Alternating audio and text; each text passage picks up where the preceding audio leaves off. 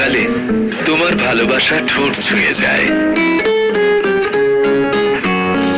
ব্যস্ততার মাঝে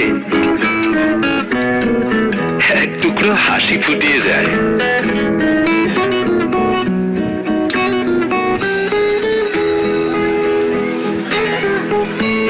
তুমি শিখিয়েছ বন্ধুত্বের মানে,